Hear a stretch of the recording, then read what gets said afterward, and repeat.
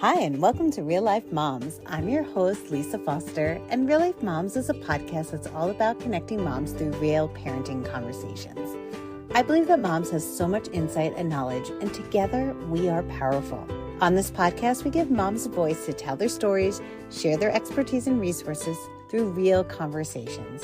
And this week, I'm talking with Annie Delre. She's a nationally board certified health and wellness coach who has worked with hundreds of clients to help them achieve a life of confidence, wellness, and success.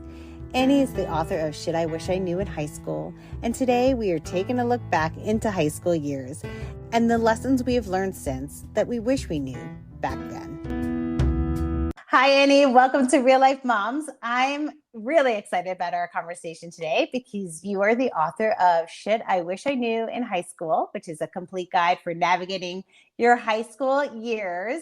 And I'm just thinking, like, where was this guide when I went to high school?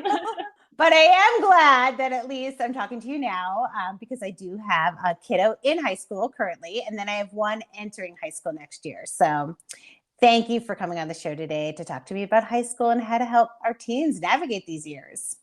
Oh, I'm so excited to be here. Thank you for this opportunity. Can we just start by telling the listeners a little bit about yourself and your background? Yeah, definitely. So, started in New Jersey. That's where I was born and raised. Now I live in sunny California. I live in San Diego. I moved to California by myself, not knowing a soul, and had never visited. So if that shares a little bit about my personality.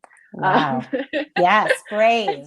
Just went for it. And I didn't think it was a big deal until I started telling people, and they looked at me like I had three heads. And I was like, oh, no one like packs up and leaves. So funny. And honestly, I'm an East Coaster as well.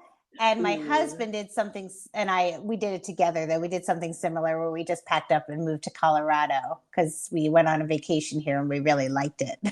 Ooh, and just fell in love. And you're like, okay, yeah, this is where we're staying. Yeah, making a change. So yeah, good for you. Very brave. So in Jersey, I got my bachelor's in psychology. And then when I moved to California, I did an online program where I earned my master's in integrative wellness coaching. So I've been studying like the human mind and behavior and mindfulness for, I'd say, a little over 12 years now. And I'm really fortunate that I learned about it in my teens because unfortunately, I've worked with many clients who are just starting their journey, and they're in their 40s and 50s. My oldest client's 84. So that's why I really love working with teens, or at least parents of teens, because I know this is so cliche, but that's the future. The children are the future. So let's set them up for success. Totally. And I know you've written this book specifically on like high school, right? And high school is just this, oh my God, this period of time. It is really stressful for teens. I feel like middle school has its own stressors. They're different than high school because high school, you're in this period. I was trying to think, it's like you're not an adult, but you are. Like so much growth and change in such a short time. You know, you're driving, right? You have to make big decisions, like you're about to like leave the home. There's so much going on. And then on top of that, right, there's so much brain development too, right? That's happening. That's kind of making these teens a little crazy, right? Crazy. Yeah, totally. Their hormones are actively working against them, these poor children. So now I just feel bad as I'm thinking of, you know, my teens. Oh my gosh, right? But yeah, it's such a change. It's such a hard time in there. It's a really hard time in a parent's life having teens, and it's a hard time for the teens themselves. So what are your thoughts about high school? Oh my gosh. I think it's like the Wild West. High school is, you couldn't pay me to redo it. I guess I'll start by saying that. You could not pay me all the money in the world to do that again. I wrote the book in 2019 when my sisters were freshmen in high school. So we are 12 years apart and they're still in Jersey. So I was in California. And essentially, I just word vomited everything I would have told them in those 4 years. I told them personal stories, tips. I have different chapters, like one's physical health, one's self-development, one's about boys in high school. I do talk about drugs and alcohol. I do have a section on sex. It's not my favorite because I think that's super personal. But just like with alcohol and drugs, it would be so silly to think that some teens aren't doing those things. And not talking about it is a disservice to the teens because then they're not educated, right? Then they find it on TikTok as opposed to either a professional or a parent.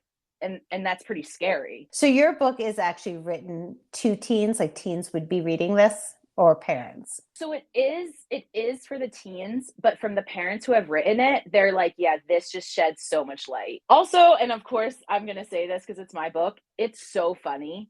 Like, it's so sassy and funny, a bit upsetting. Like, I talk about some teachers doing inappropriate things, but also like, this is the reality of high school. Again, whether we want to accept or admit it, it's happening. It's kind of like people ignoring their bank account because they're so scared to see the number. Whether you look or not, the answer is the same. You have $20 in your bank account, whether you check or not. So same like, with these teenagers, they're doing this whether you like want it or not.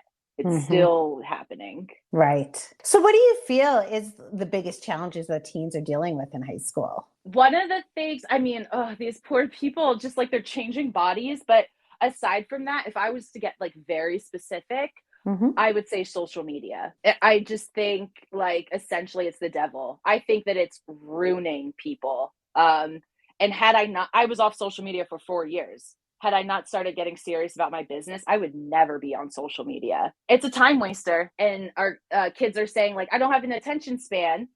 And not that kids aren't diagnosed with ADD and ADHD. I 100% believe in diagnoses, but is it that it is diagnosable, or is it that you watch TikTok for 3 hours and now you don't understand why you can't sit for 2 minutes and do your homework? I don't have time to do that. But how much time did you spend online? Because like you had no problems doom scrolling, or looking at the girl from your cheer team from another school that has the boyfriend you want to date, right? Or she got homecoming queen and you didn't. Why are you looking at that? One of the first things I tell teens is go onto your social media and unfollow every single person who doesn't bring you joy. Like that's the first step you can do. Many of them don't, but that will change your life overnight. Yeah. And then I hear like, if you are looking up certain things, like looking up positive affirmations, or the more you look up like positive things, that's the more that's coming into your feed versus like the negative things, like, because they think that's what you want. So you can also set up your feed to have things that are bringing you joy. Definitely. Go follow the self-development accounts. Go follow, like, what are you interested in, I think the problem with social media too, it really, there's a big fear of missing out component in high school. Oh my goodness. Yeah. Right. And not every kid feels this way, but I think a lot of them do. And if you're not on social media, you're missing out. You're missing out on what's going on. And what's sad about that, I think, is that if you are on social media, then you see what you think you're missing out on, and you feel bad. Right. So I don't know if it's better just to miss out or to see it and feel like you're missing out, right? Like it's a mess. What's worse? Totally in your face, or just like the imagination that you have around it. Yeah. So that's difficult. It's interesting. With texting, I was talking to my daughter's, I think it was her English teacher, must have been. And she was saying that my daughter, amongst many of the kids, were having trouble with a certain type of sentencing. It's like they do like fragment sentences in their writing. And I was like, oh, okay. She goes, but she's like, if the kids are texting all the time, it's because of that. It's all the texting, because they don't write in full sentences. So she's like, just have your daughter write in full sentences, all her text, so that starts to develop more. But that's what's happening, that she sees like across the board, is their actual structure of sentences are changing. Yeah, it's so funny. I was just talking to my boyfriend this morning about it, because I said artificial intelligence is going to ruin the next generation of kids' minds, only because they're not going to have to think. I wrote a 25-page capstone project for grad school, you can write literally that entire thing pretty much with AI now. You don't even have to look up stats. It'll give it to you. So those are dangerous. We had a whole conversation about this in our home because my husband's very into the AI thing and, showed my kids and they're like, ooh, can you like write papers? Yeah. And then of course, one of my kids is like, that's not right. And the other one's like, why not? It's an original paper. Anyway, it was a whole conversation. End of the day, no, you cannot was what came in our household. But we also I think there are ways that like teachers, I'm hoping, do notice that like kids can't just use that. I know we're in the exploration of colleges at this point. So we went on a college tour. And one of the things that the tour guide said was, don't use AI to write your college essay because we'll know. And I was like, see, there you go. There you go. But right, like that's dangerous. I feel for these teachers because there's a lot of stuff that like I think is, it's going to be out there. Like they have programs where they can scan a paper and see how much is plagiarized, which is I'm assuming what they're doing with AI too, scanning for what's formulated. But people are only getting smarter. Do you know what I mean? Like all you need is a techie person who can, I don't even know, do something around the system where it doesn't get flagged. And then you're gonna, what I think is coming next is gonna be angry people from generations before who are like, do you know how hard I worked for my degree? And now you're telling me this kid can scan a paper that gives them the math problem and also breaks it down. It's kind of like walking uphill in the snow, right? Like I got that when I was a kid. We walked uphill in the snow both ways to get to school. Now it's going to be like I had to write my whole essay for high school with my pencil, it'd be that kind of thing, right? Yeah. Right. Or like, okay, the best we had growing up was Spark Notes, and even some people didn't have that or access to it. That was the most we could get. Now you can type in Catcher in the Rye. They'll give you a great report, give you like great metaphors for it. I mean, some of this stuff is just insane. It's so crazy. That is dangerous. I might have to have another conversation. I don't believe either one of my kids is doing that. So I'm just going to put that out there. They are both hard workers. But what do I know? I don't know everything, which brings me to high school. We don't know everything. So we don't know everything. So, what do you want teens to know that you wish you knew in high school? I would love to give this tip because this is something I see parents struggle with the most, or adults struggle with the most. So if I were just to give like a blanket tip, it would be concentrate on only the things that you can control and release everything else. So you can't control someone bullying you, but you can control reporting them. You can't control if someone touches you. You can control how you protect yourself. You can't control someone talking behind your back, but you can control whether you talk behind their back or have direct communication with them and say like, hey, what's up? Or shut up. I mean, whatever it is, right? But you get to control it. And I think especially as kids, we're kind of trained to be victims of a little bit.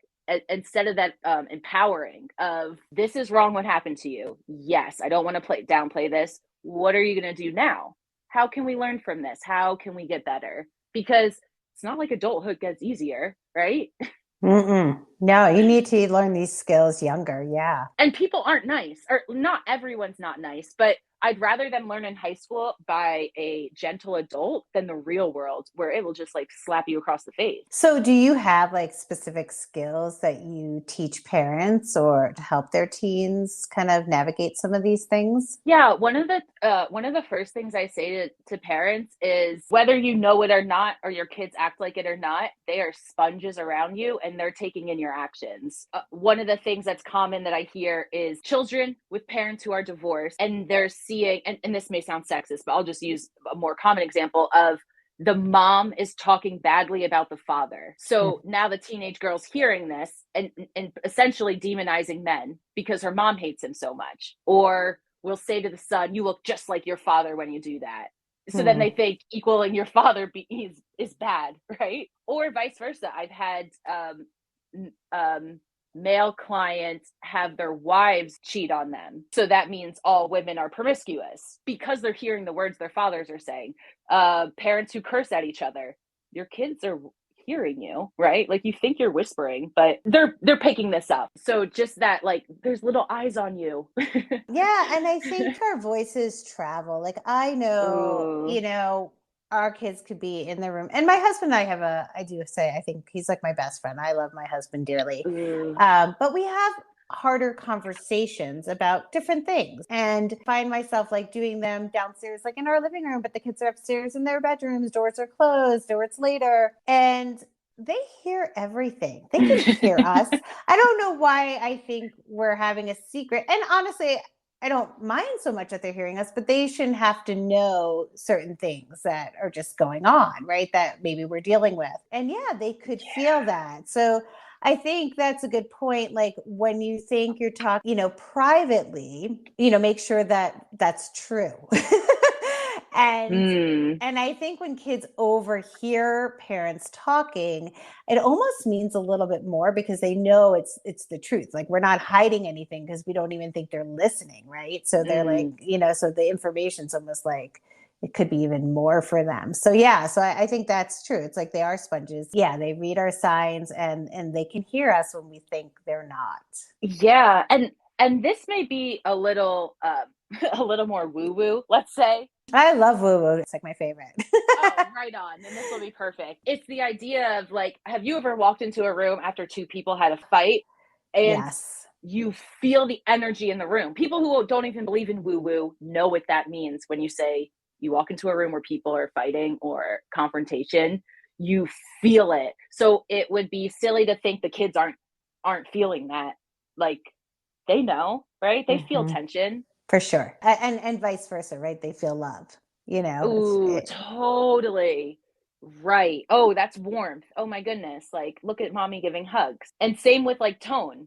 Okay, mm-hmm. daddy keeps yelling at mommy. Is that how you talk to mommies? Or, Mm-hmm. or dad keeps screaming, we're not the Rockefellers. Okay, are we poor? They don't know, right? They don't know because my one cousin, and this isn't teens, but she has a 7-year-old who it was the last week. It was the last week of school, and they were able to take off their masks. So it wasn't until a few weeks later that he says to her, "I can't wait till the end of next year because we get to celebrate with no masks." Because he thought you wear masks all the time. He thought like Mm. when we were growing up, we all wore them. She had no idea his brain was thinking that. She had no idea. So how was she supposed to teach him? No, this is an emergency. This Mm-hmm. didn't happen with mommy growing up. This is a new thing. This is what safety is. Like she didn't know to say those things. Mm-hmm. So having those like open lines of communication, that's an extreme example because he's so young, but Mm-hmm. even teens, like they close up or they hear something in school and they're not asking for clarification, realizing, oh, you can talk about things in this house. Oh, Mm-hmm. wow, I've seen mommy and daddy aren't agreeing. Neither of them are screaming. Neither of them are cursing at each other. And no one's throwing anything. Yeah, have confrontation without the yelling, yelling and screaming. Having a conversation about something that you are disagreeing on is a huge thing. Yes. So yeah, so we want to be in the home, obviously modeling some good Mm-hmm. behaviors, right? Which is hard. It's hard It's because, so hard. right, as parents, you're all stressed out and you're just getting by sometimes. And my stressed energy stresses everybody out. So you can see Mm-hmm. that. Yeah. And then they're going back to school and they're stressed out. It's funny. I did ask like my kids about, advice for high school, like what kind of advice would they give to themselves if they were, 5 years out of high school looking back.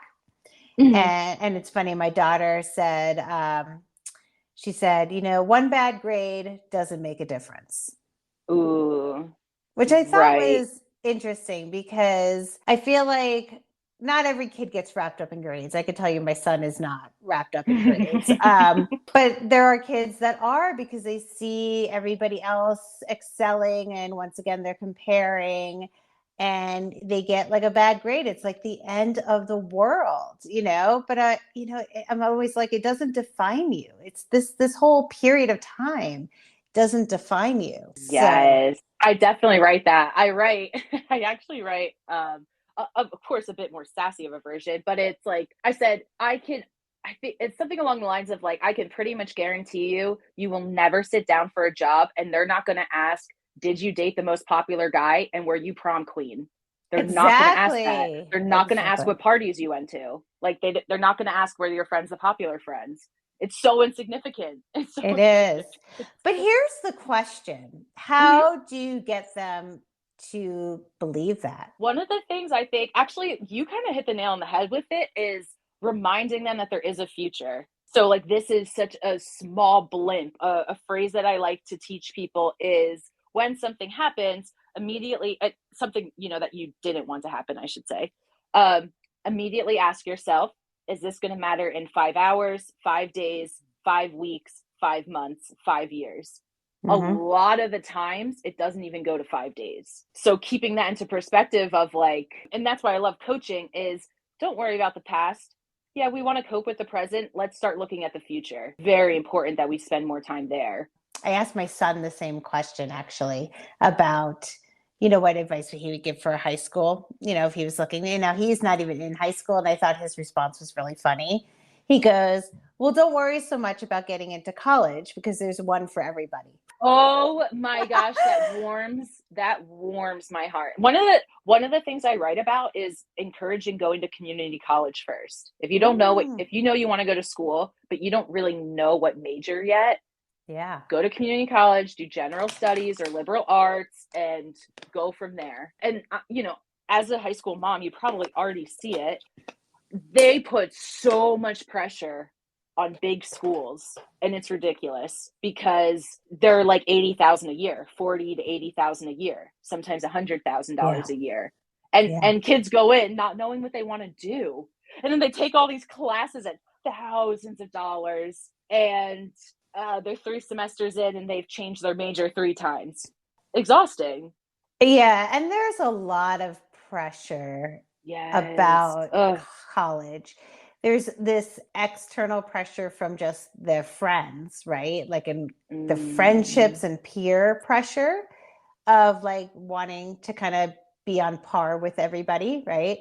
There's probably this internal pressure of like, can I even get in? And then, of mhm. course, I'm sure there's parent pressure depending on the parents. It could be financial pressure, it could be, academic pressure, it could be whatever. But Yeah. there's just, and it's all in that one child.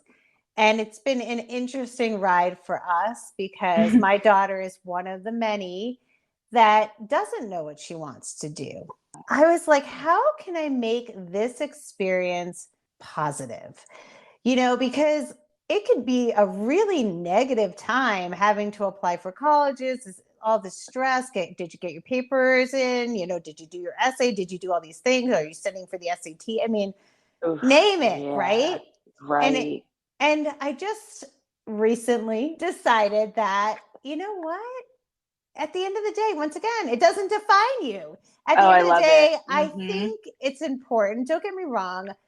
We do encourage college in our home as a next step for whatever reason, whether that means for her to get a specific job or higher education or just even more life experience before hitting the real world. I'm not sure yet. Mhm. But I don't want the last few years that my child is actually living in my home to be hell. I want it to be Mm. fun and I want to enjoy having them there. Because once they're out, I'm assuming they're not coming back home. I could be wrong about this. I've been wrong before, but I'd like to say that maybe they won't be coming back home. And I think at the end of the day, like I don't want those last few years just being super stressful. So, Yeah. we're kind of approaching it a little differently. I know my daughter's the first up, and she has a lot of her own thoughts about it and pressures. But I really try to remind her that everything is temporary. Yes. Totally. like Yeah. even if you chose your dream school, even if you got into Harvard or Yale, like you might be there 1 year and go, oh, I don't like it. And then be back in your hometown, or vice Hmm. versa. You might say, I have no idea. I want to save money. I'm going to do a gap year and then I'm going to apply, or I'm going to do community college and then I'm going to apply. But it's all like, if you really poll your friends, how many of them did their Hmm. 4 straight years in college and never transferred? I mean, I transferred. She Yeah. has two friends from last year that went to different colleges and are coming back this year to their college that's home. So it makes her Hmm. actually see. So I'm like, you know what? This does not have to be as stressful, because even if we do all the right things, I'm air quotes for right, even if we do every single thing, air quote, right, Hmm. it could still end up very differently, So I was like, why don't I just breathe now so I can enjoy my kids? I, I wish more parents were like that. And sometimes I'll get the pushback from a parent, and they'll say, I just want what's best for my kid. I just want them to get in the best. I just want the best so that life is better, easier. Life is better, easier. And I do think a college education is a good idea just because it Mm-hmm. does set you apart. Do you absolutely need one? No. Can you go get a certification program that could be really helpful for a field? Yes. Yeah, but I agree. I just think there's so much change in the world right now Mm-hmm. that there are jobs we have no idea what you're going to need. There's new jobs created every day. People are creating their own jobs. It's such a different world than when I was in high school or college, that I think these kids right now don't even, there are jobs that are not even developed that they'll fall into. And do all of them need a college education? Maybe, maybe not. Um, Mm-hmm.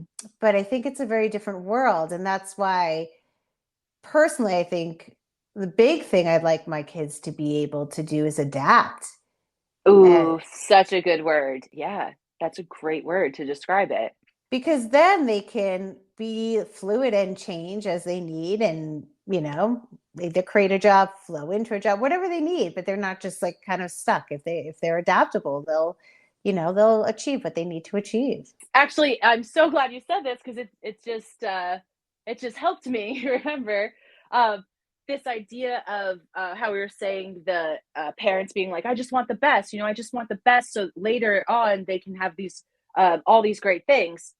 But if your child has a nervous breakdown in high school and then is too scared after, that's not good. This age group has enough pressure. They Mm-hmm. grew up on their phone. They grew up in a comparison in your face. And then people telling you like, well, you're a kid, so suck it up. Your life's not that hard. When of course in their eyes, like their life is very hard. The world is very difficult to cope with, especially now. And they grew up during a pandemic. I mean, these kids have to Oh deal my with gosh. a lot, right? The Mm-hmm. world of gun violence, the pandemic. It's not just about academics. It's there's some real fears for these kids every day. Yeah, so I'm curious, because you kind of it sounded like you wrote this book for your sisters to give them like your advice. What did you really want them to get out of it? I guess the feeling of like not being alone, and the idea that high school is a wild ride. It is a wild ride, but also the like kind of like what we were saying before of it's 4 years. That it's actually such a small part of your life. There's just so much happening in these 4 years. It Even in the beginning of the book, I say high school is difficult because you're usually either treated like you're 12 years old, like you're a kid, or the complete opposite, like you're an Mhm. adult. And it's especially scary for young women when your male teachers are treating you like you're a grown woman. Because at the Yeah. end of the day, you are a teen. Like, I don't care if your daughter looks like she's 22 years old when she's really 17. It's up to the teachers and staff to act appropriately to a teenage girl. So how do you feel they're inappropriate? I just think like the kind of flirty behavior, um, talking to them casually about like what parties they're going to or who they're dating, what their outfits are like. I think that's just I think it's just inappropriate to treat these gals with respect, right? Or young men with respect, but also they are not an equal. You're not at a bar Mhm. bullshitting with someone. Like, this is a young lady who is looking at you as an authority. We are not equals. That's the point, though, right? It's interesting because, I'll get a comment or two about relationships with their teacher. For the most part, I find them, at least where my kids are at school, at a level like they definitely know the difference, right? They're not telling them that kind of stuff, at least in where I'm at. Good. But then occasionally there's one or two that are like, we'll just say some things, that are like, oh my gosh, should they really be talking to you about that? And it goes in my Mhm. head and then out of my head. I don't spend a lot of time on it, but listening to you say, like, it could be happening more often than like in my world, right? Like, so the listeners might go, oh wow, yeah, that's something that does happen at our high school level.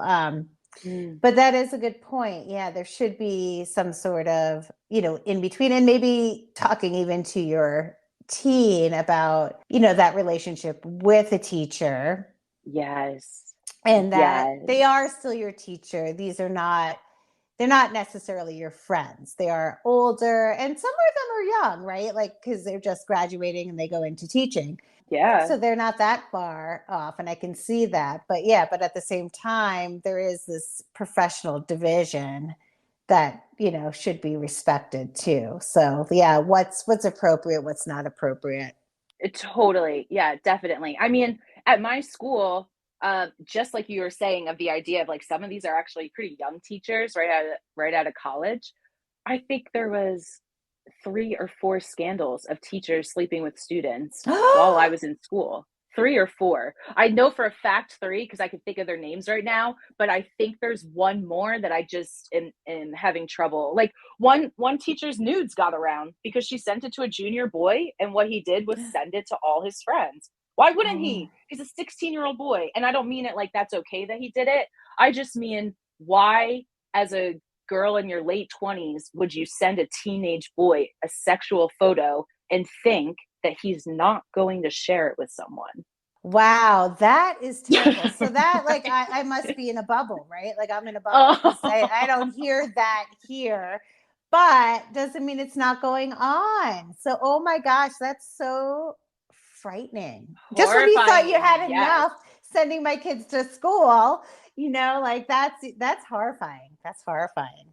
Yeah, it is. It is. Yeah, it truly is. Because it's an abuse of power, it will forever change these kids. Especially this idea of like young women being sexualized, like that changes you. I Mhm. remember, not to get too personal, but I started developing breast at 9 years old. I always looked about 3 years older than me. So being sexualized by as a little girl, right? Like having boobs that you don't even know what to do with. None of your friends have it, right? Mhm. Um, but it's up to adults to treat you your age. It's creepy that they're not doing that. That's it's such a good point. And now I'm just having heart palpitations Oh thinking. my gosh, I'm so sorry. I'm just thinking about, like, even college, right? They go away, they're older, they're adults, and now they have professors, Yes. like, right? And they're also of age that they can legally have these relationships. So, it's a good talking point. I didn't mean to be like totally scaring people today, I but didn't mean to that, either. But but but also I know this is for moms, but like I really think this book would help single dads because mhm, they've never lived high school as a girl. yeah, They never grew up as a 14-year-old girl. How the heck would they know what it's like through their eyes? Or for fathers in general, right? It doesn't have to be a single dad. I think for anyone, really. Everybody needs to learn about teens, really. These tips, I'd say majority of them are appropriate for adulthood too. Like, I teach adults this in my coaching. I've taught hundreds of clients, and so many things in the book are things that my adult clients don't know. What is something that you find your adult clients don't know? You are the sum of the top 5 people you hang out with. I love that. I've been working on that one. So, Yes. like, that is what I've been working on. I was like, who are my 5 people, right? Personally. Yes. But it is true, right? That is true. I love that one. In high school, I mean, you're categorized with your group. So sometimes if you're hanging with a certain type of kid, all of a sudden you're that type of kid, even though you might not be, right? It's just like you get pushed into these categories just because of who you hang with. You're so right. You are who you hang with. And I say that in the book. I was like, if you're hanging out with people who drink and smoke and you don't drink or smoke, I'm sorry to say that you are still clumped in that. It's just the Yeah. truth, whether we want it or not. Like that's what happens. Is it Mm-hmm. fair? Or is like quote unquote fair? No. Does it happen? Yeah, I'm here to tell you it does. So Yeah. Yeah. whether it's fair or not. And another one is the idea of like, it's okay to end a friendship with someone that you've known for years. Just the idea of like, and this is very common with women. Well, I've known her since high school, or I've known her since college. We have so much history. How can she was there through my divorce. She was there in the hospital room with me when I got into a car crash, right? She also brings you so much misery. You hate getting the phone from her, taking the phone calls from her. She drains your energy. Her kids are mean to your kids. And it's like, and how I write it in the book is, okay, you're talking about your friend that you knew since kindergarten. You also knew the boy in your biology class when he was 6 years old and wiped his boogers on you. Are you keeping that friendship? Like, no, right? Who cares about the time frame? And that might Right. sound cruel, but the idea is at the end of the day, you have to look out for number one. I don't mean that in a gross way, more of you got to protect yourself. And I think it's important to talk about we change as people. Like you're not the Ooh, same person you were in kindergarten that you are in high school. And you know what? It's okay. And with that yes. change, it's okay to take a step back from a person. Maybe you're going to bring them in later in life. Maybe you're evolving again, but with your brains changing or your interests changing, of course we're not going to always have the same exact friendships because that's normal. I love that. Yes. I write about that too. Like it's okay to not have the same opinion as your friends, but there are some subjects that you may find will make the friendship hard. Is your friend homophobic, and says are they racist? And Mm-hmm. you're not, that's going to be hard to be with a friend like that when you don't have those beliefs. There's a difference between being open-minded to people and like that you have different beliefs or someone who just doesn't ethically align with you. And that's hard for some people. And I even use a silly example of like what you like for self-care might change. Like as a kid I thought baths were weird. You sat in your dirtiness, why would you do that? But as an adult I'm like, bubble bath it up, get the like, where are those bath salts, like where's my candle, where's my meditation music? But it changes, right? Yeah. I mean, your needs change, and Mm. as you get to know yourself, but things change that we are growing. And if we like, and if we like the same exact thing that we liked when we were 5, then I don't know how much growth has happened. So I think it's okay. A Yeah, I think it's 100%. okay. Yes, totally. Totally. Just the idea of like, it's okay. This is not going to matter in 5 days. Like, it's Mhm. okay. You changed your mind, right? And giving kids permission to do that. But I think another thing they see from adults is adults digging in as opposed to saying like, oh, you changed my mind, or wow, I didn't think of it that way. So kids Mm. don't say those phrases because they've never heard, not never, but you know what I mean? Like they're used to people digging in. I guess also the idea of like saying sorry when you mess up instead of just defending what you did. Right. Instead of just going on the defense. Yes. Instead of going in the defense, having conversations from an open mind. Yeah. But I that's love hard, that. right? Adults have, if a Republican's talking to a Democrat, they're sometimes going in with their ears already closed. They don't want to Right. hear what the other side has to say because they don't identify with that side. Right. Right. Yes, it is hard to have open communication. We all, Mm. especially teens, I feel like are very reactive, Um, right? They're very yeah. reactive. They're a little eye rolly at times, or they just shut down. And as parents, we do that too. I mean, we Mm. sometimes want to make sure we're heard, and that might require stronger voices, or maybe we react to something because we're just, really in an overwhelmed state, and that one thing that's very minimal happens, and then we just tips us over and we react the wrong way. So, and I think you said this in the beginning, something about we have a choice. What you said was we have a choice on how we react. They have a choice on how they respond. I think that choice is always important. We can't always access it because sometimes we're too heightened. But I think if Mm. we can all just, pause in a conversation, then we can choose to react instead of just reacting. Yes, and actually, this goes really good with the idea of digging in, because you gave a great common example of I lost my cool. All right, I lost my cool. I had a long day. Like, I told the kids not to do something 7 times. They did it. Now they're bleeding. That's an extreme example, but and then let's say you say something a bit more aggressively than you want, and as everyone cools down later, as opposed to digging in and be like, no, I stand by that. What you did was wrong. How I reacted was okay. Saying like, I'm sorry. I should have never talked to you like that. Am I disappointed you did blank? Yes. But how I reacted was wrong. Then what you're teaching kids is to never admit you were wrong and to never apologize. And I personally have found it so freeing when Mm. I can be wrong as a parent and Ooh. own it. Like that lightens my load, because the feeling that I always have to know everything, and the feeling that I, have to always be right, or I have to always have an answer, is very heavy on the soul. And if I can, I'm the first to apologize. I'm the first to be like, nope, did that wrong. Love Totally. that. Yeah, my kids see that all the time. And yeah, and it is freeing. It makes life so much easier. And then Mm. in return, my kids don't feel like they have to carry a load of being right. They can also make mistakes, and it is okay. Can you come into my sessions with parents? Like, Yeah, you can just literally just, zoom me in. I'm available.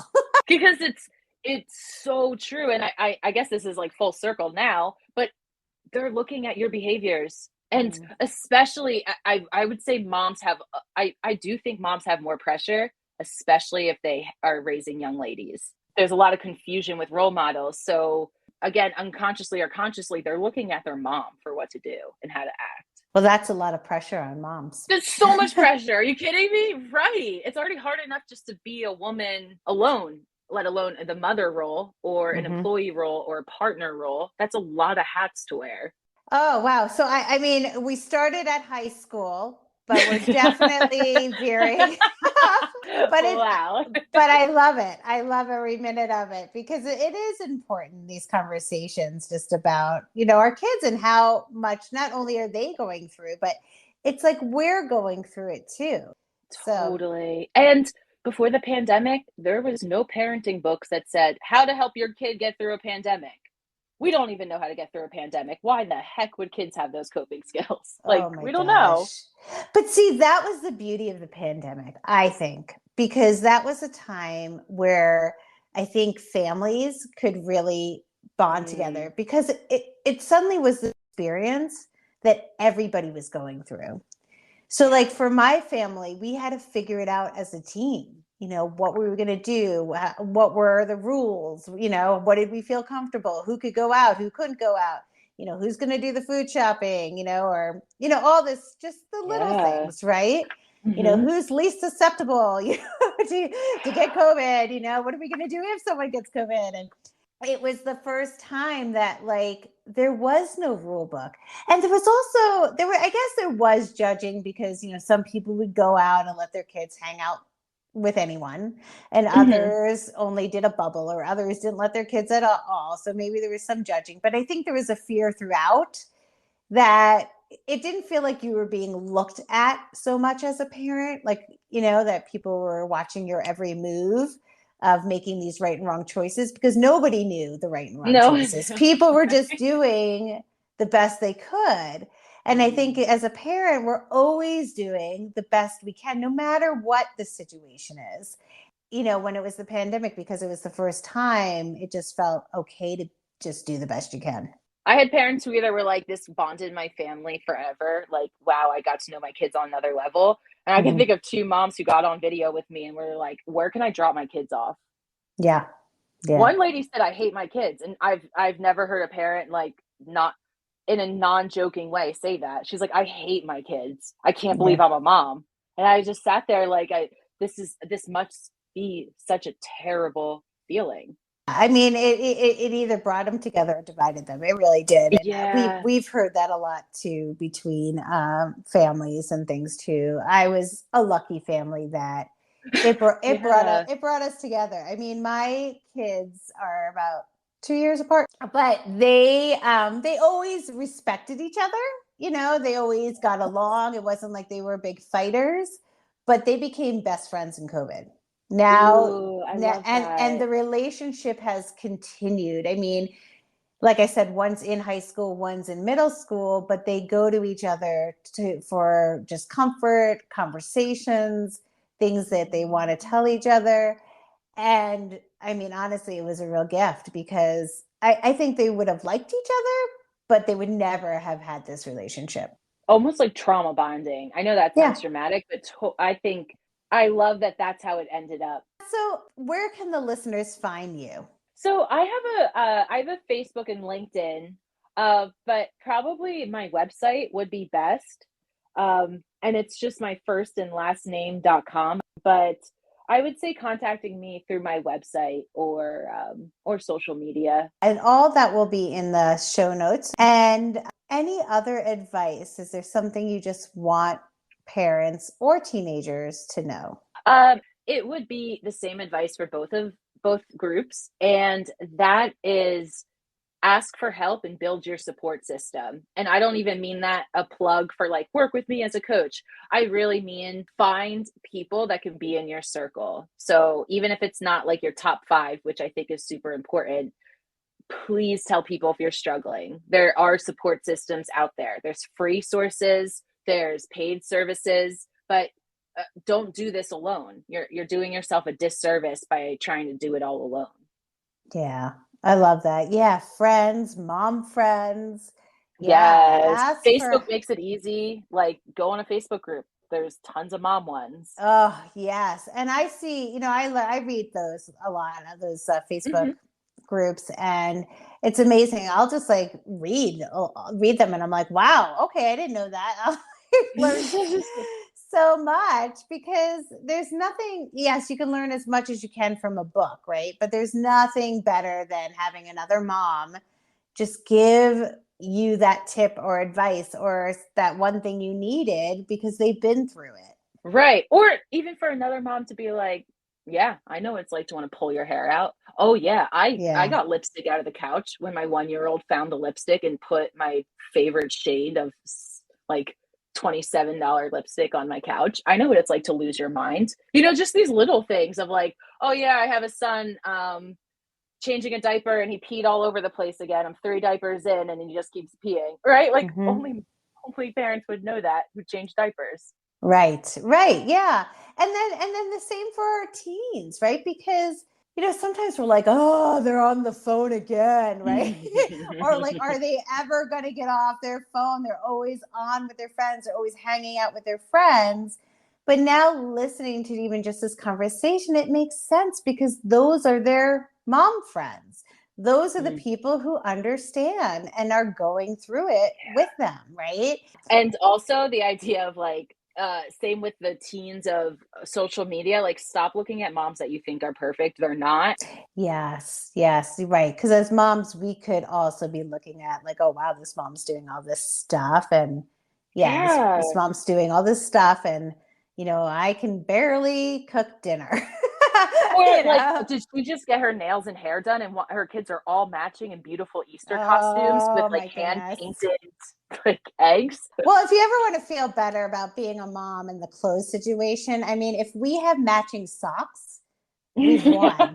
Like, that's an amazing day here two of the same either color or actually size, like that's huge because like that never even happens here. So I will never get us all dressed up in the same outfit because there'd be no way. No way. Well, thank you for coming and talking to me today. This was definitely a fun conversation and definitely made me think about some things that I don't know if I wanted to think about, but that's okay. I appreciate you just all you do for those moms out there and all your coaching and everything and helping them through this challenging time.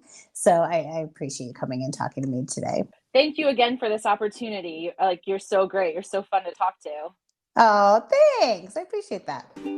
Thank you for listening to this episode. I think we can all agree high school is not easy. Teens have academic pressures, peer pressures, pressures from home, sports, jobs, all while trying to figure out their next steps to adulthood. Let's enjoy these years that we have with our teens while they're still living in our home. In a blink of an eye, they will be out in the real world.